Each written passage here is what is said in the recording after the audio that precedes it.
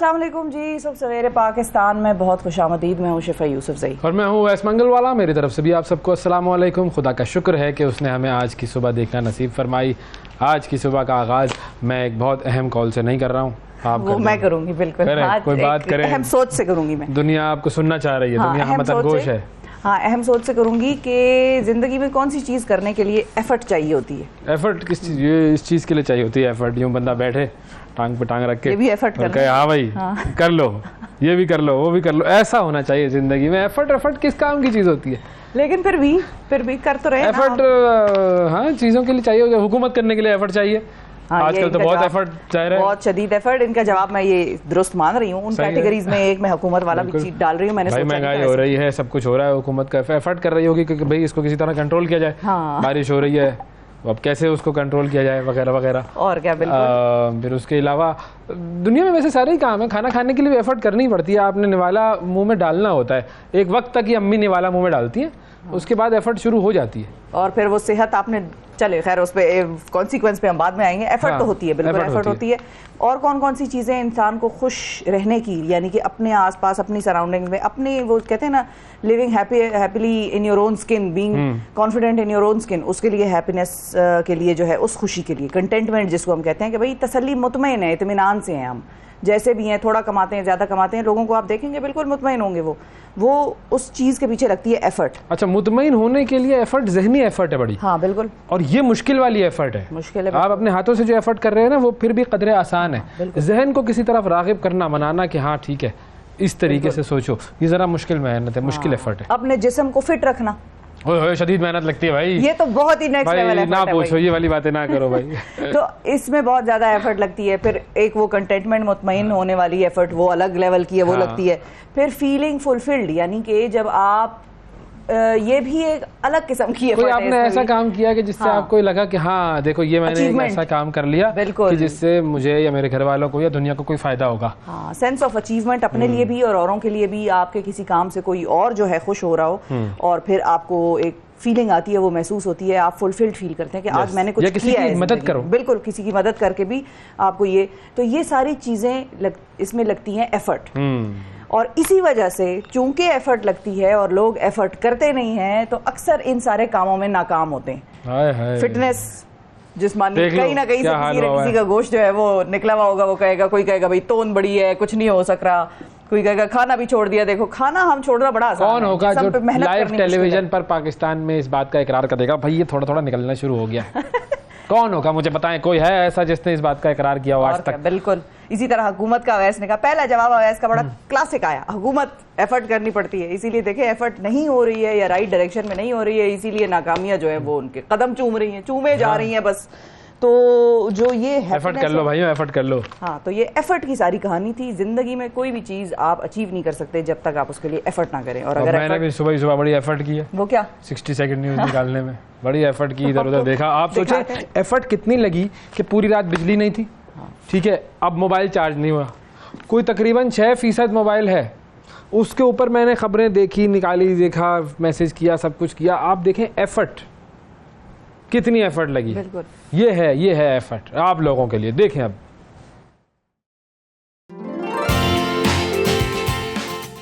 IMF ने बिजली के बिलों में रिलीफ का प्लान मुस्तरद कर दिया। हुकूमत बिजली चोरों और नादहिंदकान के खिलाफ भरपूर एक्शन लेगी, निगरान वजीर आजम अनवारुल हक काकड़। कवादर पाक बहरिया का हेलीकॉप्टर हादसे का शिकार, 3 एहलकार शहीद। T20 series Pakistani women team का जनूबी अफ्रीका के खिलाफ वाइट वॉश। डॉलर की एक और ऊंची छलांग, ओपन मार्केट में 331 रुपए की बुलंद तरीन सतह पर। फ्रांस में अबाया पहनकर आने वाली तालिबात और असातिज़ा को घर भेज दिया गया। स्वीडन में मलून सलमान मोमिका की एक बार फिर कुरान पाक को जलाने की कोशिश। मुश्तइल लोगों ने मलूम को पकड़ने की कोशिश की, लेकिन वो पुलिस की हिसार में भाग खड़ा हुआ। कनाडा में सऊदी हाउस में फायरिंग से 2 अफराद हलाक, 6 जख्मी। ताल्लुकात मामूल पर आने के 3 साल बाद इसराइल ने बहरीन में अपना सफारतखाना खोल लिया। जी, ये थी 60 सेकेंड न्यूज़। और 60 सेकेंड न्यूज़ में आप देखें, एक मरतबा फिर ये कोशिश की गई है कि कुरान पाक को जलाया जाए। ये एक ही बंदा है और ये बार बार ये कोशिशें कर रहा है। और इस मरतबा तो बड़े हंगामे शुरू हो गए हैं स्वीडन के अंदर और तकरीबन 100 लोग गिरफ्तार कर लिए गए हैं जिन्होंने इस चीज़ को रोकने की कोशिश की और इस चीज़ के खिलाफ उन्होंने एहतजाज किया। बिल्कुल जी, बेहुरमती वो बंदा बार बार करे जा रहा है और हुकूमत भी उसको खुला, मतलब आपको नज़र नहीं आ रहा कि एक बंदा आपके मुल्क के अमन और सुकून और जो एक साथ रहने की एक वो जो एक होती है ना एफर्ट इसमें हुकूमत तो करनी पड़ेगी, हुकूमत कर नहीं रही है, लेकिन एक होता है ना कोएग्जिस्टेंस, अंग्रेजी वाला लफ्ज़ था, कोएग्जिस्टेंस जो होती है वो हर माशरे का एक हुस्न होता है। और वेस्ट हमेशा से इस बात पर कहता है कि जी डाइवर्सिटी है, कोएग्जिस्टेंस है वगैरह वगैरह, तो ये सारी चीज़ें वो ख़त्म करने पर तुला हुआ है। बिल्कुल। और आप बस अपनी सी एक कोशिश, आपकी क्या कोशिश, कुछ भी नहीं है, और बस आप देख रहे हैं कि यार ये होता जा रहा है और उसको इजाज़त दी जा रही है। ठीक है भाई, करें। फिर अब एहतजाज होते हैं तो फिर लोगों को गिरफ्तार किया जाता है। उधर वो कल पहला दिन था फ्रांस में, वो लड़कियां ख़वातीन जो गईं बुर्का पहनकर, उन सबको बाहर भिजवा दिया स्कूल से। बिल्कुल, कि कोई नहीं पहन कर आ सकता भाई, चलो भाई बाहर निकलो। तो ये जब होगा तो दुनिया तो पोलराइज होगी ना। हम कहते थे ग्लोबलाइज हो गई है दुनिया, ग्लोबलाइजेशन हो गई है, बहुत हो गया मेरा ख्याल है, ग्लोबल विलेज में रह रहे हैं हम।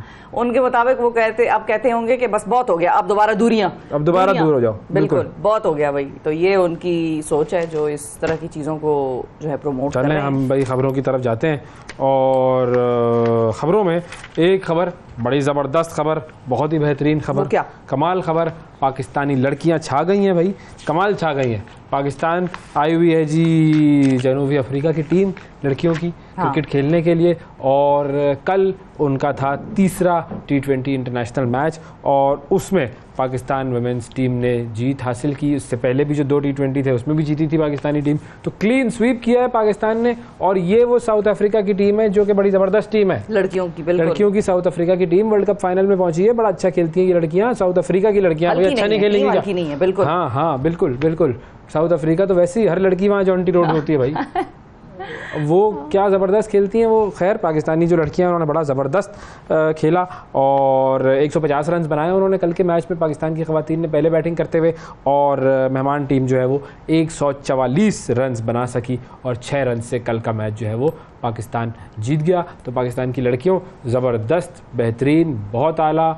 हम आपके साथ हैं, हम आपका खैर मकदम करते हैं, खैराज तहसीन पेश करते हैं। We love you, we support you, और इसी तरीके से जीतती रहें।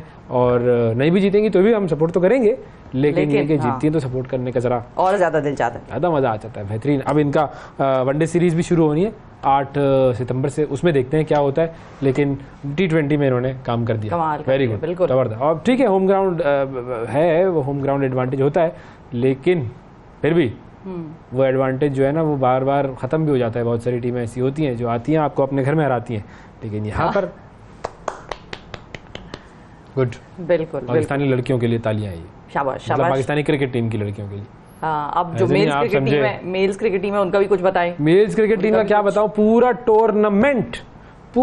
टूर्नामेंट बारिश की वजह से बर्बाद हो रहा है, और सिर्फ भारत की हरदर्मी की वजह से ये सारी कहानी हुई है। अच्छा भला टूर्नामेंट यहाँ पर होता, मज़े से सब क्रिकेट खेलते, क्रिकेट देखते, इंजॉय करते, ज़बरदस्त एशिया कप होता, लेकिन ना, मैं तो ढीठ हूँ, मैं तो बदमाश हूँ, मैं तो अपनी हरदर्मी चलाऊँगा। ये है भारत का फ़लसफ़ा, और ये फ़लसफ़ा नज़र आया।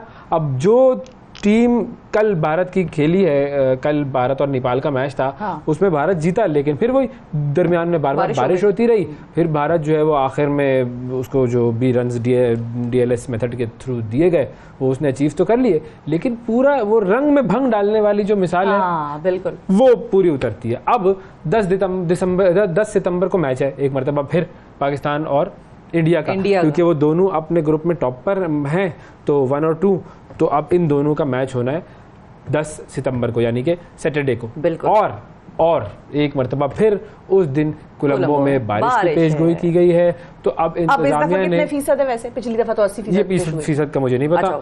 और लेकिन ये कि इंतजामिया ने इस मैच को कोलंबो से हम्बनटोटा मुंतकिल करने का फैसला कर लिया है, और ये अक्लमंदी थोड़ी सी उन्होंने दिखाई। उन्होंने कहा सब बर्बाद हो रहा है, ये थोड़ा सा इधर उधर कर दो उसको। अच्छा, ये फैसला भी किया गया है कि कोलंबो में शेड्यूल तमाम मैचेस को हम्बनटोटा में मुंतकिल कर दिया जाएगा। 9 सितंबर से बेसिकली ये आगाज़ होगा सुपर 4 मरहले का, और फाइनल जो है वो भी कोलंबो में शेड्यूल था, तो ये तमाम मैचेस जो है वो अब तब्दील करने का फ़ैसला कर दिया गया है। और ज़का अशरफ साहब जो है management committee Pakistan cricket board के, उन्होंने एशियन क्रिकेट काउंसिल से रब्ता किया है और तजवीज़ क्या पेश की है। अब तजवीज़ सुने भाई ज़का अशरफ साहब की, कमाल उन्होंने तजवीज़ दे दी है। अच्छा। वो कह रहे हैं कि श्रीलंका में बारिशों की वजह से अगले तमाम मैच पाकिस्तान में मुंतकिल कर दिए जाए। अरे हुजूर वाला जनाब अली इज़्ज़त माब ज़का अशरफ साहब, उन्होंने आना होता तो पहले ही ना आ जाते।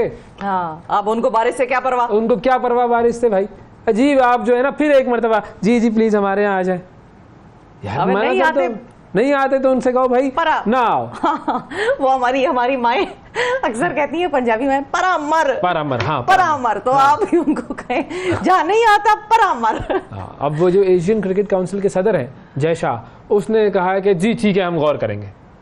चलो, तो कर लिया उसने गौर और कर लिया उसने जो है वो सफ़र, और वो आ गए पाकिस्तान और उन्होंने खेल लिया और मैच हो गया और एशिया कप खत्म हो गया, टाटा बाय बाय। ठीक है, बस यही करना था। और क्या यार कमाल बातें कर रहे हैं आप लोगों को जैसे पता नहीं है कि क्या करेंगे। वो इतना बड़ा उसमें मसला हुआ, जब एशिया कप अवार्ड हुआ था तब इंडिया को मसला था कि जी पाकिस्तान में क्यों हो रहा है ये।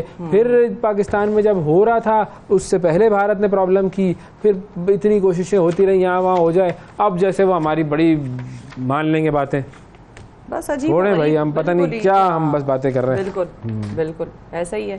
गुस्सा आ गया मुझे अचानक से। गुस्सा ना करें, आपको तो मैं खास खबर आपके लिए तो मैं सर खास खबर हमने रखी है, पूरी टीम ने अखबार छाने और आपके लिए ये खबर निकाल के लाए। बताएं। देखिए एक ज़माने में दूसरी शादी के हवाले से ज़रा तशवीश पाई जाती थी। हाँ। और मर्द हजरात में तशवीश ज़्यादा, वो उसमें एक रीज़न उसका ये था कि दरमियान में कुछ कवानीन ऐसे लागू कर दिए गए या ऐसे आ गए थे कि जिसमें ये कहा जाता था कि भाई आप अपनी पहली बेगम से इजाज़त लेंगे। हाँ, और फिर आप दूसरी शादी करेंगे। हालांकि इसका कानून का इस्लाम से उस वक्त भी लोगों ने कहा था कि इस्लाम में इस चीज़ की ज़रूरत नहीं है, लेकिन हमारे जो भी लोकल कवानीन हैं, मुल्क के हैं जो भी हैं, उसके तहत आपने अपनी बेगम से पहली से इजाज़त लेनी थी। अब हुआ ये है कि पाकिस्तानी कवानीन के मुताबिक दूसरी शादी से कबल अपनी बीवी से इजाज़त लेने वाली जो सिलसिला है उसको फिर चैलेंज किया गया था। उस पर ज़ाहिर सवाल लोगों ने पूछे कि क्या वाकई ये इस्लामिक है, नहीं है, कहीं ये खामखा इस्लाम के ख़िलाफ़ तो कोई चीज़ नहीं जा रही, हम ऐसा तो कुछ नहीं कर रहे वगैरह वगैरह, इस पर बड़े सवाल उठे।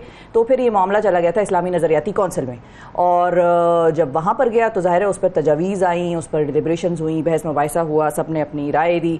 अब चेयरमैन इस्लामी नज़रियाती कौंसिल क़िबला याज़ साहब से रब्ता किया गया उस वक्त, तो उन्होंने इसकी तरदीद कर दी थी। किसकी तरदीद कर दी? कि पहली बेगम से इजाज़त लेने वाला जो सिलसिला है वो बरकरार है अभी? वो नहीं वो बरकरार है। वो बरकरार है। और कल खबरें आई, कल एक्चुअली हुआ ये, मैं वही आपको पूरा पस मंजर दे रही थी कि वो खबरें ये आई कि टीवी पे टेंशन दे रही हैं मुझे, पस मंजर नहीं दे रही हैं आप। हुआ ये है दरअसल कि कल एक खबर कहीं टीवी पे चली और उसकी स्क्रीनशॉट जो है वो लेकर लोगों ने सोशल मीडिया पे फैला दी। जब सोशल मीडिया पे वो फैली तो लोगों ने एक दूसरे को मुबारकबाद देनी शुरू कर दी, मर्द हजरात को देनी शुरू कर दी। उस खबर में ये लिखा हुआ था कि मर्द जो है उनको पहली बेगम से इजाज़त लेने की कोई ज़रूरत नहीं है। ये चीज़ जो है वो इस्लामी नज़रियाती कौंसिल का इस पर मौक़िफ़ आ गया है, ये वहाँ पर चैलेंज हो गई है और इससे अब जो है कतई नज़र कि वो बेगम राज़ी है या नहीं है, मर्द दूसरी शादी कर सकता है। उसमें जो टिकर्स थे, मतलब आप मुझे ये बता रही हैं कि मैं खुश ना हूँ? नहीं, आप इस पे ज्यादा खुश ना हो। डिलीट कर दूं मैं वो जो फाइल मेरे पास आई हुई है, इमेज जो आया हुआ है। हाँ, इमेज डिलीट कर दें। इस खबर के मुतालिक फिर चेयरमैन नजरियाती कौंसिल क़िबला याज़ साहब से रब्ता किया गया तो उन्होंने इसकी तरदीद कर दी और उन्होंने बताया कि माजी में मौलाना मोहम्मद खान शिरानी साहब जो हैं उनके दौर में ये तजवीज़ सामने आई थी, लेकिन इस पर बात आगे नहीं बढ़ी और उन्होंने सोशल मीडिया पर चलने शिरानी साहब अल्लाह पूछेगा आप। अच्छा, मैं खुद पूछवाऊंगा। हाँ, तो फिर कल खैर मीडिया पे ये खबर बहुत ज़्यादा चली, बहुत फैली। ये तो ऐसा लग रहा था कल जितनी ये फैल रही थी लोगों ने स्क्रीनशॉट ले लेके ट्वीट की हुई थी, लगाई हुई थी, लग रहा था सियासत से ज़्यादा लोग इसमें इंटरेस्टेड हो गए फौरन, सब छोड़ छाड़ के। जिंदगी का एक अहम मरहला होता है। हाँ, फिर खैर मीडिया पर चलने वाली उन्होंने क़िबला याज़ साहब ने सारी खबरों की तरदीद की, उनको बेबुनियाद और मनगढ़ंत करार दिया और इसलिए जिन हजरात के दिल में ये खबर सुनकर लड्डू से फूटे थे और जिन्हें ज़रा सी हल्की सी किरण नज़र आई थी और मुख्तलिफ किरणें उनको नजर आने लग गई थी वो सारी किरणें जो है वो आंखों पे अंधेरा सा छा गया। क्या करूं उस लड्डू का जो मैं फूटे दिल में? तो बस खा ले खुद ही, अब खा ले, मतलब फिर अब कर तो सकते हैं। देखिए पहली बेगम को खिला दो, बेगम तुम खा लो, मना के करें, उनसे बात करें, उनको कहें भाई देखो तुम्हारा अलग मकाम है, देखो तुम हमेशा you will be the first, नहीं you will be the first और तुम मेरी दूसरी लाने दोगी तो तभी कोई तुमको कहेगा ना बड़ी बेगम। हाँ, अभी तक तो तुम सिर्फ बेगम हो भाई, अब बड़ी होने के लिए तुम्हें चाहिए एक्स्ट्रा, एक अलग रुतबे पे बड़ी बेगम, छोटी बेगम। तो ये छोटी आएगी तो वो बड़ी बनेगी। तो ये देखिए मतलब अगली दफा नाजरीन अवैस की वाले बेगम जो है वो मुझे खाना वाना कुछ नहीं खिलाएंगी, मैं घर में जाऊंगी तो वो उठा के मुझे बर्तन दे मारेंगी। लेकिन ये मैं अवैस के लिए नहीं कह रही नाजरीन, जो मर्द हजरात करना चाह रहे हैं बेचारे मासूम और वो तो नहीं कर पा रहे। मासूम ही हमारे पीछे कौन सा, मेरे पीछे पुलिस लगी हुई हाँ है। वही कह रही हूँ ना, उनको ये बेगम को समझाए कि तुम बड़ी बेगम हो जाओगी। हाँ Once she arrives, मैं तो इस हिसाब से समझाता हूँ, देखो बेगम तुम्हें इतना काम करने में वक्त लगता है, तो दोगे तो आराम से काम हो जाएगा। वो फिर काम नहीं करेंगी ना, फिर क्यों बातें करें, एंजॉय करें। नहीं फिर लड़ाई वड़ाई ना हो बस। नहीं लड़ाई नहीं कर, लड़ाई माफ़ करो, अल्लाह का घर साफ करो, इस तरीके से नहीं होना चाहिए। अच्छा जी चले अगली खबर की तरफ चलते हैं हम।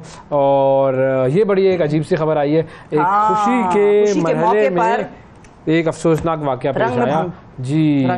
बिल्कुल ये बेसिकली मैक्सिको में ये वाकया पेश आया और इसमें हो ये रहा था कि एक जेंडर रिवील पार्टी हो रही थी। ये भी आजकल बड़ा ट्रेंड चल रहा है जेंडर रिवील पार्टी। वो क्या होती है जेंडर रिवील पार्टी?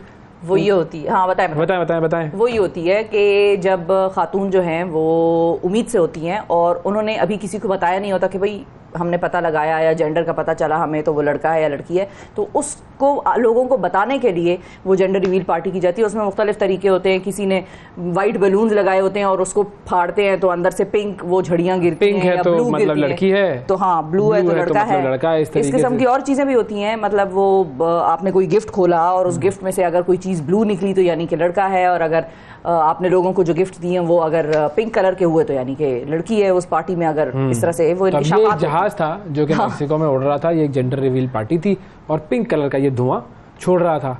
और उसके बाद जो है वो ये अचानक से इसका जो लेफ्ट जो विंग है इस जहाज़ का वो अलग हुआ और उसके बाद ये जनाब गिर के तबाह हो गया। बिल्कुल। और ज़ाहिर जो स्टेट है सिनालोआ स्टेट, वहाँ के बारे में जो है वो ये खबर ये आई है कि जी वहाँ उस हवाले से, इस हादसे के हवाले से कि जो पायलट था उसका इंतकाल हो गया, उसको हॉस्पिटल लेकर गए क्रैश के बाद। वहाँ पर जो भी इब्तदाई उसको तिब्बी इमदाद दी गई, लेकिन वो बेचारा जाबर ना हो सका और उसका इंतकाल हो गया। और बड़ी अफसोस की बात है। बिल्कुल। बस देखिए ये वो इसी तरह होता है ना कि होता है ये कि आप कर रहे होते हैं इस तरह की चीज़ें, लेकिन इसमें कोई ऐसा खतरे वाली बात नहीं है। हाँ। लेकिन मामला सिर्फ इतना सा है कि वो एक्टिविटी है, बैड लक इसको कहेंगे, क्योंकि इतने सारे लोग जहाज़ों पर सफ़र करते हैं, जहाज़ उड़ाते हैं, चलाते हैं, तो उसमें है भाई ठीक है हो जाता है, तो हो गई भाई गलती। अब उससे कोई ना कोई उस जहाज़ में कुछ होगा और कोई ना कोई उसके अंदर प्रॉब्लम हुई होगी तो हाँ, बस बिल्कुल वो कहते हैं लिखी हुई उसकी इस तरह से थी। तो बस चलो इसी तरह से लिखी हुई अल्लाह ताला उसको भाई अब सुकून दे, लेकिन ये कि ये गड़बड़ हो गई। हाँ बिल्कुल। अब आपको मैं बताती हूँ एक और गड़बड़ जो होने लगी है, अगर वो उसके लिए सद्देबाब ना किया गया तो वो भी मजीद गड़बड़ में मुब्तला हो सकता है। बरतानिया में एशियाई हॉर्नेट जो है उसकी तादाद, ये कौन है? बी मतलब वो जो हनी बी जिसको हम कहते हैं, हनी बी तो शहद की मक्खी होती है। ये जो एशियाई हॉर्नेट शहद की मक्खी कहते हैं भाई हम, चलो बस आप शहद की मक्खी समझ लेना। अच्छा। समझे आपके मैं शहद की मक्खी की खबर लेके आई हूँ। हाँ। ऐसा ही समझ ले। तो ये जो एशियाई हॉर्नेट है, इसका नाम है बेसिकली एशियाई हॉर्नेट, ठीक है, एशियन हॉर्नेट जिसको ये लोग कह रहे हैं। इसकी तादाद जो है वो तेजी से बढ़ने लगी है। और हॉर्नेट जो है वो बड़े साइज का एक उड़ने वाला कीड़ा नुमा होता है, जो कि जिसपे कलर्स ऐसे होते हैं कि वो दूर से आपको देखने में लगेगा कि शायद वो शहद की मक्खी ही है, लेकिन वो कीड़ा जो है उसकी खुराक शहद की मक्खियां हैं। अच्छा। वो खाता शहद की मक्खियों को है। और इसे उर्दू में जंबूर। ये वो तो नहीं है हमारे यहाँ पीले पीले जो फिरते रहते हैं, जंबूरी जिसको कहते हैं, होता है जी, इससे बड़ा होता है, ये बड़ा होता है। और इसको भेड़ भी कहते हैं, ततैया भी कहते हैं, ये पता नहीं कौन सी जबान में कहते हैं, लेकिन भेड़ तो मैंने सुना हुआ है, बिल्कुल भेड़ सुना हुआ है। और हॉर्नेट जो है इसकी तेजी से बढ़ती आबादी की वजह से बरतानिया और यूरोप में शहद की मक्खियों का जो वजूद है वो खतरे में पड़ गया, क्योंकि ये उनको खाते हैं। तो जब बहुत ज्यादा ये तादाद में हो जाएंगे, ये सारों को खा लेंगे, तो फिर उनका क्या बचेगा पीछे। अच्छा, अब इस बरे आजम की जो बायोडाइवर्सिटी है वो मुतासिर हो सकती है, ये भी कहा जा रहा है। साइंसदानों का कहना यह है कि हॉर्नेट या ये जो भेड़ है इसकी आबादी बढ़ने से 60% जानवर और पौधे ख़त्म हो सकते हैं। इस एक छोटी सी चीज़ के बढ़ने से, अब ये सिर्फ वो शहद की मक्खियों का मामला नहीं है, 60% जानवर और पौधे खत्म हो सकते हैं, ये साइंसदानों ने कहा है। क्योंकि जाहिर है हर चीज़ दुनिया में एक दूसरे से कनेक्टेड है, छोटी चीज़ को बड़ी चीज़ खाती है, फिर उससे बड़ी चीज़ उससे बड़ी चीज़ को खाती है, तो ये सारा सिलसिला होता है। और हॉर्नेट दुनिया भर में सालाना $380 अरब का नुकसान कर रहा है। और ये $380 अरब जी, ये हॉर्नेट तो है, हमारा तो बजट देखता हूँ मैं और फिर हॉर्नेट देखता हूँ, उनका क्या नुकसान कर रहा है। और ये नुकसान हर साल बढ़ रहा है क्योंकि अच्छा। उसकी तादाद बढ़ रही है और शहद पैदा करने वाले जो फार्म्स हैं उनकी सनत को इससे शदीद नुकसान पहुंचने का खदशा है। बरतानिया के शोबा माहौलियात के मुताबिक हॉर्नेट से या भीड़ से इंसानी सेहत को कोई नुकसान नहीं पहुंचता, लेकिन जाहिर है वो जब इंसान की कंज्यूमेबल चीज़ों को नुकसान पहुंचाती है या उसकी पैदावार में रुकावट हायल करने की कोशिश करती है तो फिर इवेंचुअली ये नुकसान इंसान तक पहुंचता है। और हॉर्नेट जनूब मशरकी एशिया से कार्गो के जरिए यूरोप पहुंचे। कार्गो में कौन लेकर गया उनको भाई? बस जिस तरह मिसाल के तौर पे हमारी जो मंडियां होती हैं, सब्जी मंडियां, मिसाल के तौर पे वहां से करेटें आपने उठाई और आपने गाड़ी में रखी तो अक्सर ऐसा होता है कि उसके साथ वो फ्रूट के साथ चिपकी हुई कोई मक्खियां मच्छर वच्छर जो हैं वो इस किस्म के कीड़े शीड़े वो आपकी गाड़ी में भी आ जाते हैं, आपको नजर आ रहा होता है। तो इसी तरह कहीं ट्रांसपोर्ट में ये जो चीज़ है ये यूरोप पहुंची है, ये वहाँ की थी नहीं, जहाँ उन्होंने अब अपनी अफजाइश नस्ल शुरू कर दी है और ये अच्छा खासा उनके लिए खतरे की घंटियाँ जो हैं वो अब बच गई हैं, वो परेशान है। ये एक तरफ ये मामला हो रहा है कि इन्होंने शहद की मक्खियों को परेशान किया हुआ है। ऑस्ट्रेलिया में क्या हुआ है? खरगोश जो है, हम जब देखते हैं भाई कुदरत की बनाई भी बड़ी खूबसूरत मासूम सा खरगोश होता है। अब इस मासूम से खरगोश ने ऑस्ट्रेलिया की हुकूमत को परेशान कर दिया है। बरतानिया के जो बाशिंदे थे बुनियादी तौर पर वो 1859 में 24 खरगोश लेकर आए थे ऑस्ट्रेलिया। यहाँ से ऑस्ट्रेलिया में खरगोशों की इब्तिदा हुई थी। अब खरगोशों की तादाद कितनी है? पाकिस्तान की आबादी कितनी है? 22 करोड़ 24 करोड़। खरगोशों की तादाद ऑस्ट्रेलिया में है 30 करोड़ जी, इतने खरगोश हैं। और ये खरगोश ऑस्ट्रेलिया के खेतों को उजाड़ रहे हैं और कई मुकामी जो स्पीशीज़ हैं उनका वजूद खतरे में पड़ गया है। आबादी बड़ी तेज़ी से इनकी बढ़ती है, खरगोश बहुत पैदा होते हैं खरगोश, और बड़ी जल्दी भी इनकी रिप्रोडक्शन होती है। और ये ऑस्ट्रेलिया के तकरीबन 70% रकबे पर ये खरगोश फैल गए हैं। हर किस्म के पौधे खा जाते हैं, ज़रख़ेज़ ज़मीनें बंजर हो जाती हैं, मैदान बन जाती हैं, वहाँ रहने वाली जो मखलूक है वो भूख से मर जाती है। इनकी वजह से ऑस्ट्रेलिया को कितना नुकसान हो रहा है? हर साल $130 मिलियन। अब इनको ख़त्म करने की बड़ी कोशिशें कर रही है हुकूमत, कैसे? मैं लेकिन सोच रही हूँ नहीं, ये सारी कोशिशें भी नाकाम हो गई है। इनको एक्सपोर्ट करें तो क्या होगा इससे? मतलब किसी और ममालिक कोई हाँ ये है। फिर अब मेरी टीम ने, नाजरीन बोला, मैं यही चाह रही थी कि मेरी टीम बोले, वो कह रहे हैं दूसरों का सत्यानाश करेंगे। मैडम क्या कह रही हैं?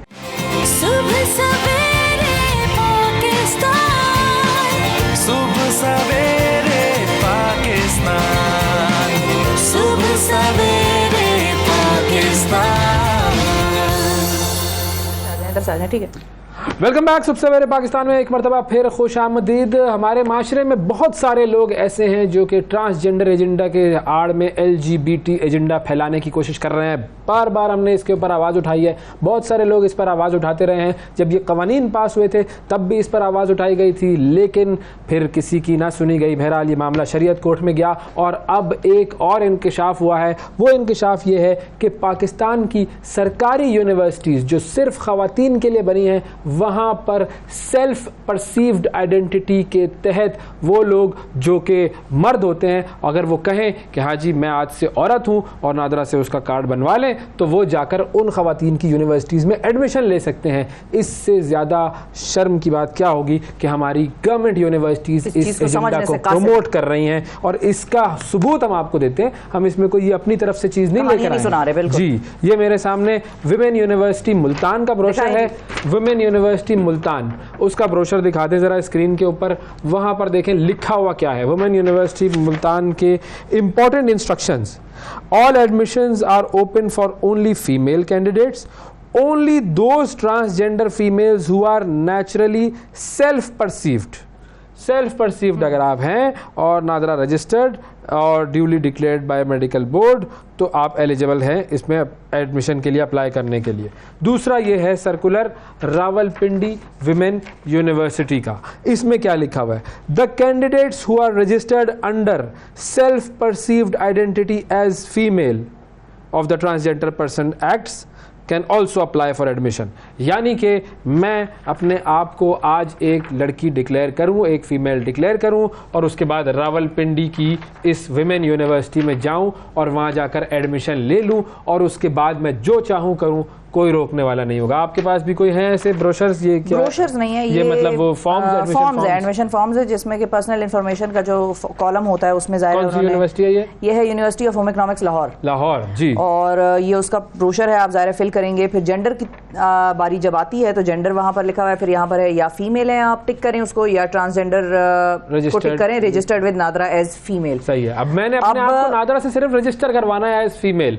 ये हम सब जानते हैं कि पूरी जो ट्रांसजेंडर कम्युनिटी है वो इस पर बजिद है कि हमारा मेडिकल टेस्ट किसी मेडिकल टेस्ट के ये काम कर लिया जाए। वो जो कानून पास हुआ है हमारी नेशनल असेंबली से, उसमें भी शुरू में, जब आपको याद हो तो हमने अपने प्रोग्राम में भी इस चीज़ को उठाया था कि शुरू में ये सारी, इनको ये बात समझ में नहीं आई थी कि भाई उसमें मेडिकल टेस्ट की रिक्वायरमेंट क्यों है, एक डॉक्टर क्यों डिक्लेयर करता है जब कोई बच्चा पैदा होता है, बॉय गर्ल, और जो है या कंफ्यूजन है जो भी है, तो वो डॉक्टर ही बताता है। जब ये सवाल हमने उनसे उठाए थे तो उन्होंने कहा नहीं, इसमें तो ऐसा कुछ नहीं है, ये तो आप जाकर खुद ही बता देंगे, या खुद ही वो बच्चा या लड़का लड़की या जो भी है ट्रांसजेंडर है वो जाकर बताएगा कि भाई मेरा रुझान मर्दों की तरफ ज़्यादा है तो मैं खुद को मर्द समझता हूँ और इस पर कोई बोर्ड बैठने की या बिठाने की ज़रूरत नहीं है। इस तरह की कोई इसमें रिक्वायरमेंट नहीं है। फिर बाद में इसको चैलेंज किया गया। अब ये शरीयत कोर्ट में मामला जो है वो, शरीयत कोर्ट वालों ने इसको गैर इस्लामी और कलअदम भी करार दिया, लेकिन ये यूनिवर्सिटीज कर रही हैं। इस हवाले से बात करेंगे। बिल्कुल, मोहम्मद अली साहब हमारे साथ मौजूद हैं। राइचस रूट्स एक ग्रुप है स्टूडेंट्स का, और ये लोग इसके खिलाफ आवाज़ उठा रहे हैं सोशल मीडिया पर, तो इनसे बात करते हैं। और एक और बच्ची हमारे साथ कॉल पर हैं, मरियम उनका नाम है, और वो भी एक पाकिस्तान की सरकारी यूनिवर्सिटी में पढ़ती हैं, और उनको भी यही मसला सामने आ रहा है। अस्सलाम वालेकुम मरियम। वालेकुम अस्सलाम। जी मरियम, बताइए क्या इशू है? सर यही इशू है कि हमारे जो यूनिवर्सिटी है उसके एडमिशन पोर्टल में इस दफ़ा चेंजिंग हो गई है, जो कि पहले कभी भी नहीं थी, और इस दफ़ा जो चेंजिंग हुई है उसका यूनिवर्सिटी में नोटिस भी नहीं लगा। वो हम बच्चों ने खुद ही ढूंढी है और हमें पता चला कि ये चेंजिंग हुई है, ये ट्रांसजेंडर का ऑप्शन आया है। और जिन बच्चियों को शऊर था उन्होंने कहा कि भाई ये तो गलत है, और हमने आवाज़ उठाना स्टार्ट की, आवाज़ें अपनी इकट्ठी की, प्रोटेस्ट स्टार्ट किया ऑनलाइन। तो हमने जो यूनिवर्सिटी की जो इंतजामिया थी उसने हम धमकियाँ दी बाकायदा। उन्होंने कहा कि आप लोगों ने कुछ भी इस तरह का ग्रुप ज्वाइन किया, कुछ भी किया, ऑनलाइन एक्टिविज्म कुछ भी किया हमारे खिलाफ, यूनिवर्सिटी के खिलाफ, जो हम लोगों ने फैसला लिया तो आपके लिए बिल्कुल अच्छा नहीं होगा। और फिर ऐसे ही हुआ कि हमने कोशिशें बहुत, हमने सबको इकट्ठा किया, मगर यूनिवर्सिटी की जो टीचर्स थी वो यूनिवर्सिटी के साथ मिली हुई हैं, और उन्होंने हमें कहा कि यूनिवर्सिटी ने अगर कोई फैसला ऐसा किया तो ये सोच समझ के किया, आप लोगों को बोलने की कोई जरूरत नहीं है। अच्छा, तो अब जब आप बोल रहे हैं तो वो धमकी क्या दे रहे हैं? मतलब बोलने की जरूरत नहीं है, लेकिन वो क्या करेंगे आपके साथ भाई? वो कह रहे हैं, उन्होंने यही कहा है कि आप लोगों को जो बुरे नतायज का खुद ही सामना करना पड़ेगा। आप लोगों ने जो कुछ भी इस तरह के प्लेटफॉर्म्स बनाए हैं, ग्रुप्स बनाए हैं प्रोटेस्ट के लिए, हमारा वहाँ तक एक्सेस है, हमारी आप पे नजर है, जो हमारे स्टूडेंट्स वहाँ हैं वो काइंडली सब कुछ फौरन से लीव कर दे, वरना उनके लिए अच्छा नहीं होगा। तो इसमें प्रॉब्लम क्या होगी अगर ये जरा दिखाना। एक और चीज है मरियम, ये बताइए कि इनमें से एक में ये मेडिकल बोर्ड वाली बात लिखी हुई है, और एक में नहीं लिखी हुई। हाँ, एक में नहीं लिखी हुई। अब उसमें तो क्वेश्चन आ गया भाई, रावलपिंडी में तो आप खुद चले जाएं, अवैस चले जाए और वो कहे भाई मैंने नादरा से कार्ड बनाया है और मैं अपने मुताबिक ये सोचता हूँ कि मैं एक औरत हूँ, तो अवैस को एडमिशन देना अब इस यूनिवर्सिटी का इस सर्कुलर के तहत फर्ज बनता है। बिल्कुल। अच्छा, अब इसमें ये लिखा है कि females who are naturally perceived NADRA registered and duly declared by medical board of government hospital are eligible to apply. तो अगर किसी को गवर्नमेंट हॉस्पिटल से एलिजिबल डिक्लेयर किया जाता है कि हाँ भाई ये ट्रांसजेंडर है और ये फीमेल ट्रांसजेंडर है, जाहिर है उसमें भी दो अकसाम है, एक मेल ट्रांसजेंडर एक फीमेल, तो फिर भी आप लोगों को प्रॉब्लम है, या फिर आप लोग इसको एक्सेप्ट करेंगे कि भाई ट्रांसजेंडर्स आपके साथ पढ़ सकते हैं सरकारी university? Female transgender medically declared. हमें प्रॉब्लम तब नहीं होगी ना जब इंटरसेक्स पीपल पढ़ेंगे। देखिए, ट्रांसजेंडर की टर्म तो हम सबको पता है, और इसके लिए पूरा जो एक्ट है वो भी है हमारे पास, उसमें हमने पढ़ा हुआ है कि आपको मेडिकल एग्जामिनेशन की जरूरत ही नहीं है, आपको सिर्फ नादरा वाला काम करना है। जब यूनिवर्सिटी ने एचएससी के ऑर्डर पे ट्रांसजेंडर लिख दिया एडमिशन पोर्टल में, तो वो यूनिवर्सिटी अपनी तरफ से स्टूडेंट्स को बहलाने के लिए कैसे कह सकते हैं कि हम उसका मेडिकल एग्जामिनेशन करेंगे? हम तो इसको मानते ही नहीं है। आप फिर सही टाइम यूज करें, मेडिकल एग्जामिनेशन वाला काम करना है आपने, तो फिर इंटरसेक्स लोगों के लिए करें, हम उनके हक में, और हम तो चाहते हैं कि उन्हें तालीम दी जाए हमारे इदारों में। बिल्कुल ठीक है। अच्छा अली जी बता, अच्छा हमने इन यूनिवर्सिटीज से भी कांटेक्ट करने की कोशिश की, हाँ। और इन यूनिवर्सिटीज की तरफ से हमें ये जवाब मिला कि जी इस पर हम बात नहीं करना चाहते, और हम जो ये लोग एक्टिविज्म कर रहे हैं इस चीज़ के खिलाफ, हम उनके एडमिशन कैंसिल कर देंगे। ये बात उन्होंने खुद हमारे जो टीम मेंबर्स जब उन्होंने कांटेक्ट किया तो उनसे कही, ये यूनिवर्सिटीज एक्सपेल कर देंगे स्टूडेंट्स को। हाँ जी, मोहम्मद अली साहब अब बताइए इससे प्रॉब्लम क्या होगी? सर प्रॉब्लम ये होगी कि एज अ फीमेल यूनिवर्सिटी में जब फीमेल रिस्ट्रिक्टेड यूनिवर्सिटीज़ हैं उसका यही मतलब होता है कि वो कुछ ख़वातीन ऐसी होती हैं जो कि मेल्स के साथ नहीं पढ़ सकती, they are not comfortable with studying with males, जब भी वो फीमेल यूनिवर्सिटी बनती है तो इसी सिलसिले में अगर जो कोई ट्रांसजेंडर है, फर्स्ट ऑफ ऑल ये ऑब्वियसली यू नो ये जो LGBTQ का सारा प्रोपेगेंडा उसकी एक बाय प्रोडक्ट है। दे वांट कि वो फीमेल यूनिवर्सिटीज़ में जाएँ और इस तरीके से रेप किया जाए इनके जो हमारी सिस्टर्स हैं, जो बहनें हैं, इस तरीके से उनके उसके यूनिवर्सिटी में जाकर।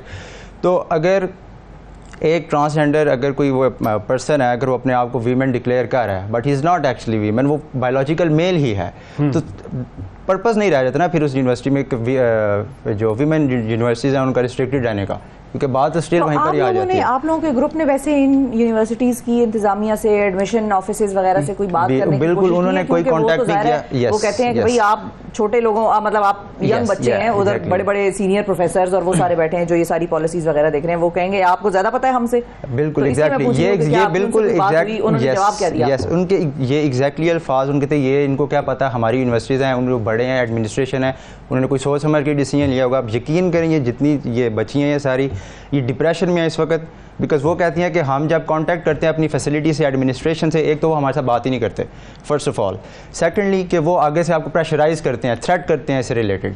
वो बेचारी क्या करें, वो जाके घर पेरेंट्स से बात करेंगी, पेरेंट्स आगे से उनको ऑर्डर आते हैं कि नहीं जो है इस मसले में नहीं पढ़ना, ये पॉलिटिकल इशूज़ हो जाते हैं, वो उल्टा सेपरेट डरते हैं।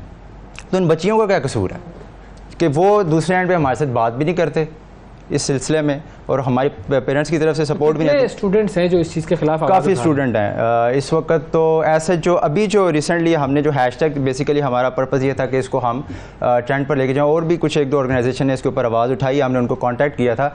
लेकिन ये है कि डिफरेंट यूनिवर्सिटी से जितनी भी अभी लिस्ट शेयर की है यूनिवर्सिटीज़ की, इसमें से काफ़ी ज़्यादा स्टूडेंट ने इसके ऊपर यूनिवर्सिटीज़ हैं ऐसी ऑलमोस्ट हमारे पास तो ये 5 6 ऑलमोस्ट यूनिवर्सिटीज़ है डिफरेंट सिटीज़ की। उसमें रावलपिंडी की 2 यूनिवर्सिटी है, बहावलपुर की है, मुल्तान की है, सियालकोट की है। बिल्कुल।